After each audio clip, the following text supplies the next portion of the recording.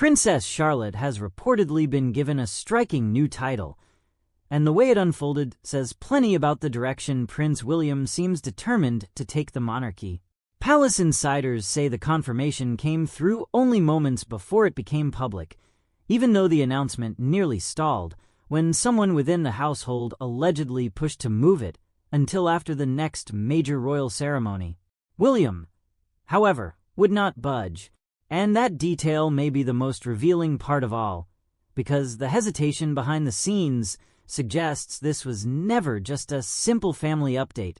When the words were finally spoken, Charlotte reportedly did not beam with excitement. Instead, she sat beside Catherine, holding tightly to the edge of her chair as a flood of emotions seemed to pass across her face. Pride was there, but so were nerves and uncertainty. The palace had named her royal guardian of the crown, a newly created role that would position her as Prince George's principal support, expand her charitable responsibilities, and allow her to represent him in emergency situations.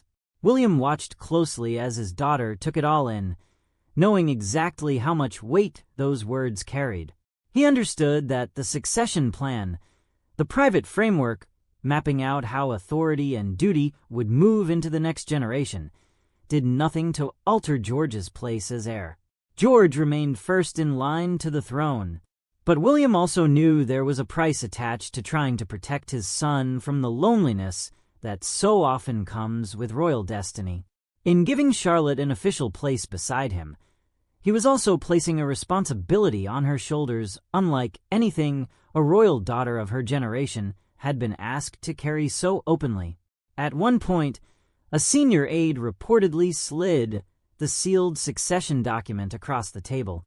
William opened it, reached the last section, and reread the final lines twice. The plan offered Charlotte far more than a ceremonial label. It would allow her to receive training, sit in on selected briefings, and step forward as George's deputy during a national crisis. Catherine looked toward her husband in that moment, understanding immediately why this mattered so much.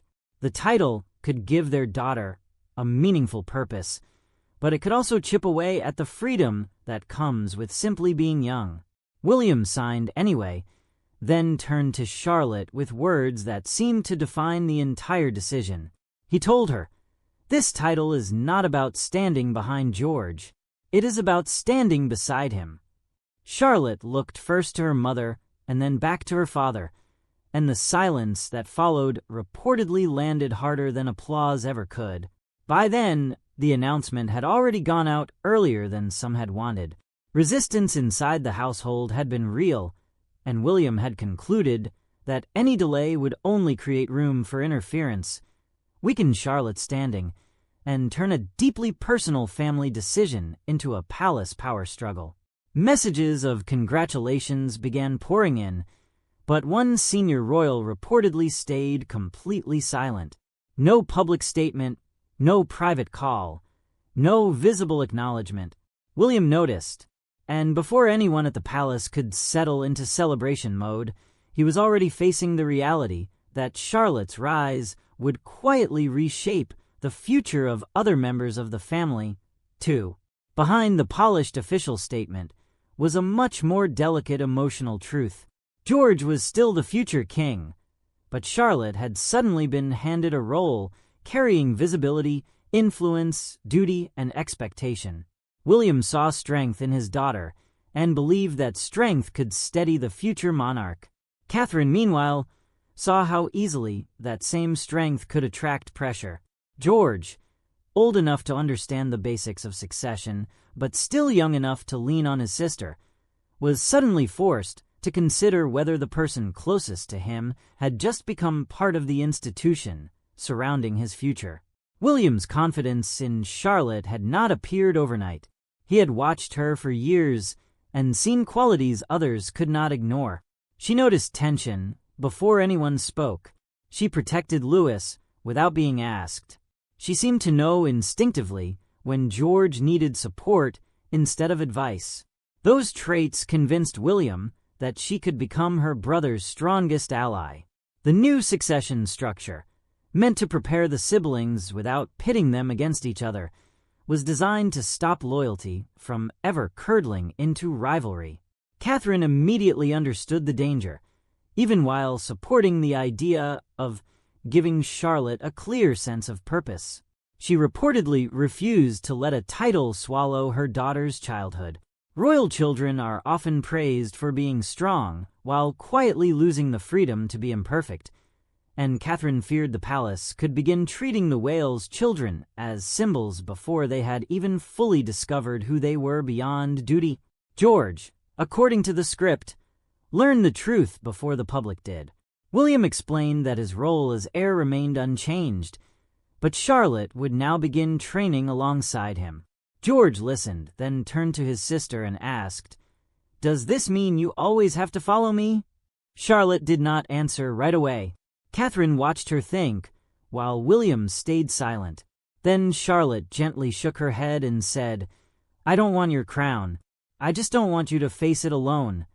George reportedly dropped his gaze in relief, while Catherine had to turn away for a moment, overcome by what her daughter's words revealed. William then shared the deeper reason behind the new title. He wanted to prevent the painful spare dynamic that has haunted royal life for generations, where the child behind the heir grows up defined more by distance from the throne than by any real purpose of their own. Charlotte, in William's view, would not be pushed into the background or left scrambling for relevance. Catherine later learned that some advisors had actually suggested splitting the children's future preparation entirely, giving George constitutional training while steering Charlotte toward a narrower public role. William reportedly rejected that idea outright and rewrote the plan himself, convinced that separation would damage both children and repeat old family scars. Eventually, George crossed the room and held out his hand to Charlotte. She took it. William looked to Catherine, and she met his eyes with a mix of relief and fear. That small exchange between brother and sister seemed to say more than the official palace announcement ever could, especially because it came after a ceremony where the family's unspoken anxieties had finally risen to the surface. The origins of this decision reportedly go back 6 months to a royal event where one unexpected absence left Prince George exposed in front of hundreds of guests. As confusion unfolded behind the scenes, Charlotte quietly stepped forward without being told, helped calm her younger brother, and steadied George through a responsibility that palace officials feared might unravel in public. William saw everything. By the end of that day, he apparently believed the monarchy had already shown him Charlotte's future role before anyone had found the words to formally define it. George had been scheduled to give his first formal address during the Commonwealth Youth Service at St. George's Hall, a major royal gathering celebrating young people across Commonwealth nations. William was supposed to stand beside his son, while Charlotte and Louis remained nearby in support. But minutes before George was due to step forward, everything changed. Charles suffered a sudden wave of exhaustion, and William was pulled aside for an urgent update. The program could not be delayed for long. Officials were whispering, guests were waiting, and George, after weeks of preparation, realized his father would not be there with him. He froze near the entrance. His hands shook. His breathing became shallow. Charlotte noticed before any courtier did. Catherine tried to reach them, but officials reorganizing the event briefly blocked her path. Helpless from a distance, she watched as Charlotte moved toward George and quietly told him, "You only have to take the first step." George looked at her, then toward the doorway. She walked with him until the very last moment and stayed close enough that he could find her again whenever the fear returned. The speech continued. The ceremony held. What senior officials feared might collapse was held together by a child who had never been formally assigned that role. By the time William returned, he instantly understood what had happened. George completed the address, but William's attention kept drifting back to Charlotte. She had protected her brother without overshadowing him, and that distinction meant everything. A future king needs loyalty that does not become competition, and Charlotte had shown that instinct with remarkable ease. Later, when William requested the original succession support framework, he discovered there was no clear path for Charlotte, no real preparation plan, and no safeguard against her either disappearing into the shadows or being pushed forward without support. After the ceremony, William reportedly knelt beside Charlotte and asked why she had stepped in. Her answer was simple: because George looked alone. That response stayed with him. He walked away from that corridor, knowing he wanted to change something fundamental. But the moment he tried to place Charlotte's future formally before the family, the plan ran into a confrontation that nearly derailed everything. According to the script, Queen Camilla challenged one of the most important clauses in the proposal during a private palace meeting.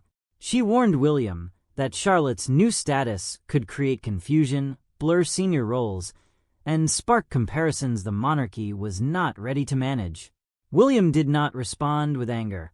Instead, he reportedly closed the folder, looked directly at her, and made it unmistakably clear that his daughter's future was no longer up for debate. Camilla pushed the succession file back across the table. The document formally laid out how duties would pass to George's generation and how Charlotte would support him. She argued that creating a title outside the familiar royal structure might appear to sideline Edward and Sophie, all of whom had spent years carrying out duties on behalf of Charles. William, however, kept one hand on the folder and replied that Charlotte's role was not a verdict on the king's current working royals. It was a decision about the monarchy George would one day inherit, a streamlined institution that could not afford to leave the heir isolated or his sister without defined purpose. Camilla's tone reportedly softened, but the tension only deepened. She questioned whether Charlotte was old enough to shoulder that level of expectation. William heard the concern, but he also sensed an effort to protect an existing hierarchy that his plan would quietly reorder. Then the conversation took a sharper turn. Camilla suggested that Catherine's influence had made the proposal too personal, turning what should have been a constitutional matter into a mother's attempt to raise her daughter's profile. That, according to the account, was the line William would not allow to be crossed. His expression changed immediately, and he warned Camilla not to reduce Charlotte's ability to Catherine's ambition. Catherine, he insisted, had argued for caution, not power, and he would not allow her restraint to be twisted into manipulation. In the course of that private exchange, Camilla also revealed that several advisors had already asked Charles to postpone the title until George reached adulthood. That was the moment William realized resistance had spread further through palace corridors than anyone had admitted to him directly. Camilla reportedly said the title would alter the emotional temperature of the family. William slid the folder back toward himself and answered, "The family has already changed. The plan simply admits it." He then revealed that Charles had privately approved the principal months earlier. The only consent still required was William's as Charlotte's father and as the future sovereign. Camilla fell silent. William stood, took the document with him, and left, while she moved quickly to request a private audience with Charles in hopes the decision could still be softened or delayed. That left King Charles facing a far larger question than one child's title. To approve it meant accepting William's vision for the monarchy before Charles's own reign had reached its final act. To reject it risked undermining his heir's judgment and leaving George without the support structure William believed was essential. Alone with the succession plan, Charles reportedly had to decide whether a monarch should defend inherited tradition or allow the next king to begin reshaping the institution before circumstance forced the matter anyway. He studied two versions of the proposal in silence. One followed the familiar royal model, keeping George firmly at the center while giving Charlotte only a looser public role. The other was William's revised framework, a more formal arrangement that would prepare the next generation to share duty, training, and responsibility. Charles knew exactly why the difference mattered. Royal siblings with no defined place have too often ended up trapped in confusion, resentment, or rivalry. When William entered the room, both men understood that this was about more than constitutional language. It touched on old wounds, especially the history between William and Harry. Charles reportedly worried that approving the plan could look like an admission that the family had failed before, but refusing it might repeat the same mistake with George and Charlotte. William chose his words carefully and told his father that refusing to face the past would not protect the future. Charles heard something unmistakable underneath the respect in his son's tone. This was no longer simply a son asking permission. It was a future king defining the monarchy he expected to inherit. Charles looked again at the clause naming Charlotte as George's formal support and then shared a private memory from a documented conversation with Queen Elizabeth. She had once warned, he recalled, that future royal daughters should never be treated as secondary, simply because tradition had failed to imagine a fuller role for them. The room reportedly fell quiet. Charles ultimately approved the constitutional language that would give Charlotte a recognized place in the future royal structure, but added one firm condition. One condition: her education, childhood, and personal freedom had to remain protected until adulthood. William agreed immediately. The role, he assured him, would prepare Charlotte for duty, not imprison her inside it. After William left with the matter settled, Charles reportedly remained alone for a moment, removed his glasses, touched the last page, and quietly said Elizabeth's name. In that signature, 3 generations seemed to meet at once. The late queen who had offered the warning, the king forced to choose, and the heir determined to change what comes next. Then Charles signed. Even after the authority issue was resolved, the personal cost became visible almost at once. Before the public announcement had fully landed, Charlotte's title was already changing practical parts of her life. Advisors redrew future ceremony plans. Security teams expanded her protection arrangements. Senior royals began hearing that certain duties they expected to keep would eventually shift toward the next generation. But the most telling reaction did not come from courtiers or constitutional advisors. It came from Charlotte herself, when she learned that one ordinary family routine had already changed because of a title she had never asked to receive. She was handed a long-term schedule covering constitutional history, diplomacy, charitable leadership, and duties connected to George. Future state occasions were also adjusted, so she would stand closer to her brother, projecting unity without implying competition. Then came the first real sting. Charlotte was told that her next private school event would include added protection officers, meaning she would no longer arrive quietly or move through familiar routines without security control. That hit harder than any formal explanation. She reportedly closed her bedroom door in frustration, only to open it again almost immediately when Catherine called for her. Catherine found her daughter sitting alone, holding an official briefing card as though she wanted it gone. Charlotte asked if the title meant everything ordinary had to disappear. Catherine did not answer from across the room. She sat beside her daughter on the floor and told her that duty should fit around her humanity, never erase it. When William heard what had happened, he moved quickly. He ordered security officials to scale back changes wherever possible. He may have approved Charlotte's role, but he refused to let palace machinery turn that decision into a complete loss of personal freedom. Princess Anne reportedly backed the plan in a private conversation with William, though her support came with a sharp warning. Charlotte, she said, would need to learn how to refuse attention just as firmly as she learned to accept responsibility. Service without boundaries, and cautioned, can become another kind of captivity. William carried that with him. He canceled one official meeting, pushed aside the remaining papers, and decided the next conversation could not happen between an heir and a future royal support figure. It had to happen between a father and his daughter. That evening, William dismissed the aides, left the succession documents behind, and asked Charlotte to walk with him alone. No courtiers shaped the exchange. No palace statement hovered in the background.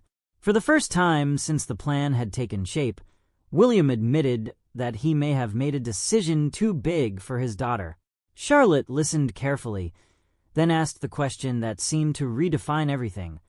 "Will George know he can still ask me for help?" William stopped before answering.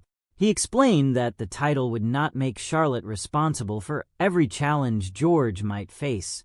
Its purpose was to give her recognition, preparation, and protection if she chose to stand beside him. It was not an order, it was a path, and she would still be free to decide how far she wanted to walk it. Charlotte kept listening, but it was clear the fear had not disappeared. William promised that no advisor, no ceremony planner, and no institution would be allowed to take away the personal life she wanted for herself. He had approved a role, not ownership of her future. Then he said what had truly driven him from the beginning. He was terrified of repeating the old pattern, in which one child inherited purpose and another spent years struggling to be seen. Royal siblings have too often been pushed toward competition or left feeling invisible once the heir's future becomes the family's focus. William refused to let George and Charlotte inherit that wound. Charlotte finally told him the issue was not helping George. What frightened her was the idea that people would stop seeing her as his sister and start seeing her only as part of the succession. To everyone else, succession might mean the order of inheritance. To her, it sounded like a machine powerful enough to swallow everything personal. William offered to delay the public announcement. Charlotte refused. Instead, she asked for one promise. George must hear every major decision before the palace does. William agreed at once. He even added a private family clause to the plan, requiring major decisions about shared duties to be discussed with George, Charlotte, and Louis whenever they were old enough to understand. William then told her, "You are allowed to change your mind."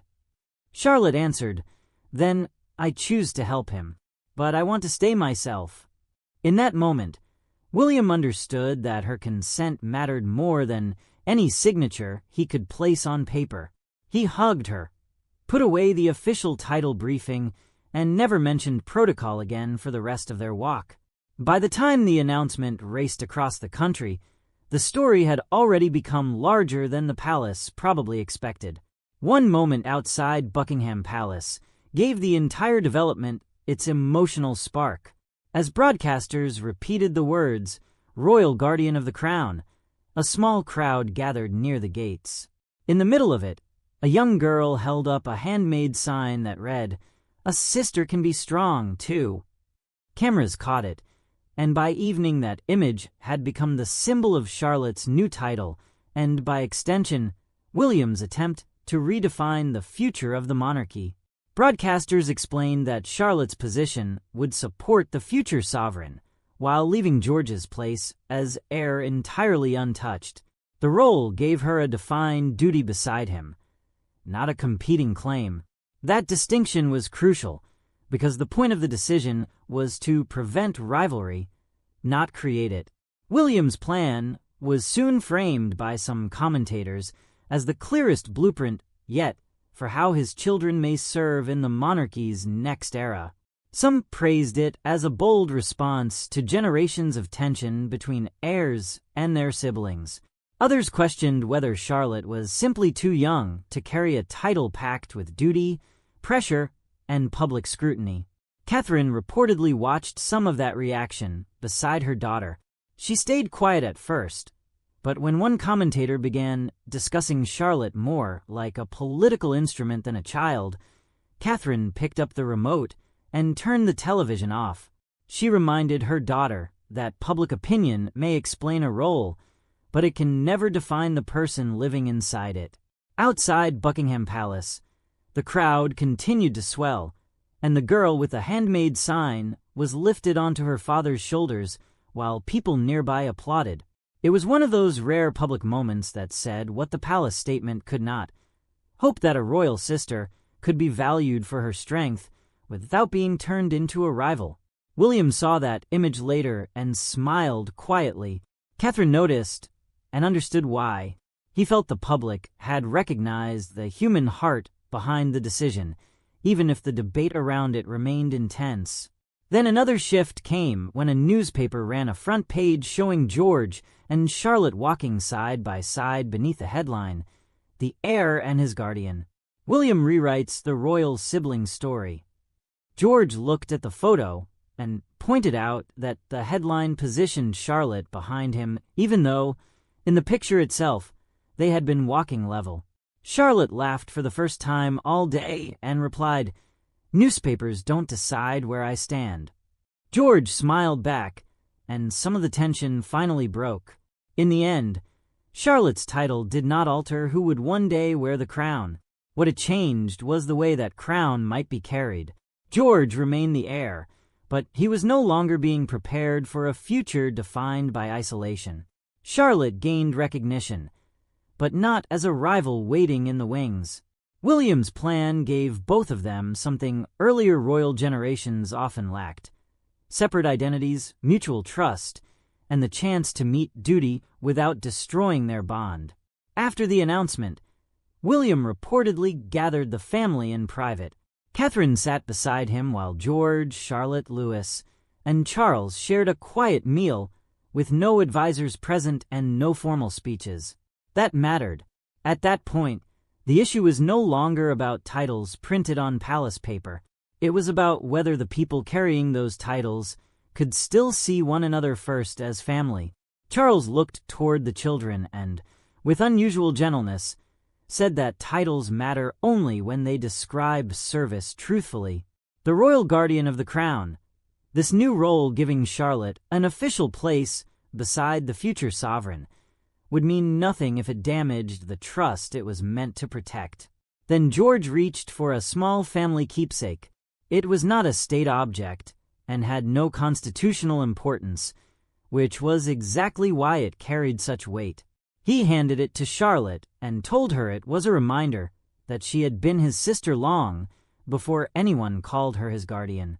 Charlotte placed the keepsake beside her title card, not above it, and told George that nothing the palace put into writing could change the promise she had already made to stand with him.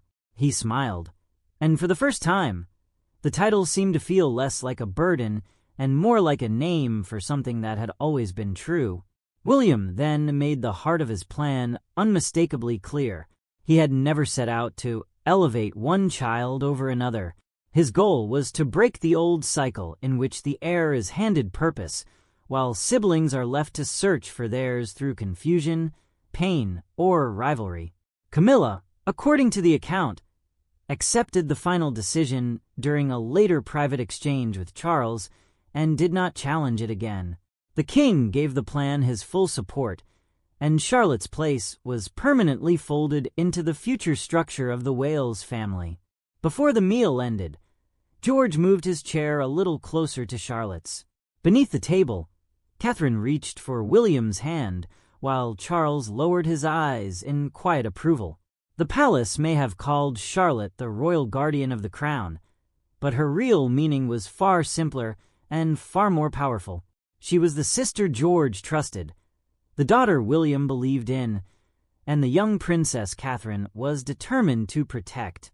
And with George and Charlotte sitting side by side, the message was suddenly impossible to miss. The next crown would not be carried by one child standing alone. It would be carried by a family that had finally learned how to stand together.